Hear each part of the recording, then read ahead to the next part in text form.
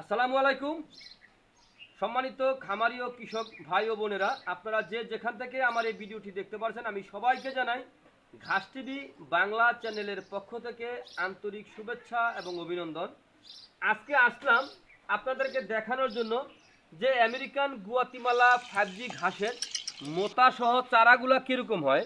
এই যে দেখেন, মোতা সহ চারা।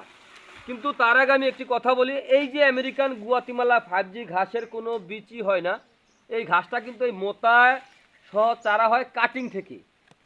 এটা কিন্তু আপনার বীজ থেকে হয় না, এটা কাটিং থেকে হয়েছে।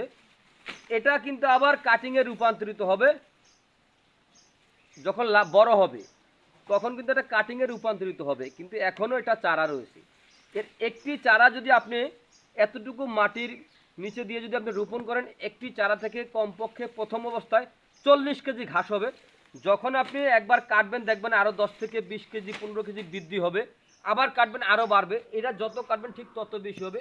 এটা দেখা যাচ্ছে একটি ঝোপায় প্রায় 40 থেকে 120 কেজি পর্যন্ত ঘাস কিন্তু হয়ে থাকে এর এক একটি ঝোপায়।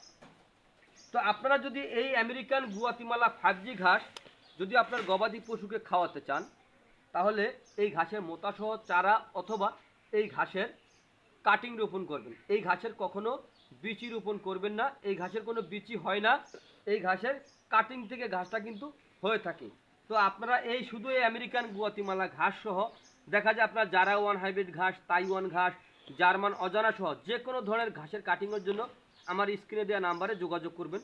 আমরা কিন্তু সারা বাংলাদেশে ক্যাশ অন ডেলিভারিতে এসব ঘাসের চারা অথবা কাটিং ডেলিভারি দিয়ে থাকি। অথবা বাংলাদেশের এমন কোনো জেলা নাই অথবা উপজেলা নাই যে আমরা ঘাসের কাটিং পাঠাই না। বাংলাদেশের যে কোনো জেলা হোক অথবা উপজেলা হোক, আমরা এই ঘাসের কাটিং অথবা চারা আমরা ডেলিভারি দিয়ে থাকি। চাইলে আপনিও সংগ্রহ করতে পারেন। সংগ্রহ করতে চাইলে আমার স্ক্রিনে দেওয়া নাম্বারে যোগাযোগ করবেন। তো আজ এখানে এ পর্যন্তই। আপনারা সকলে ভালো থাকবেন, সুস্থ থাকবেন। আল্লাহ হাফেজ।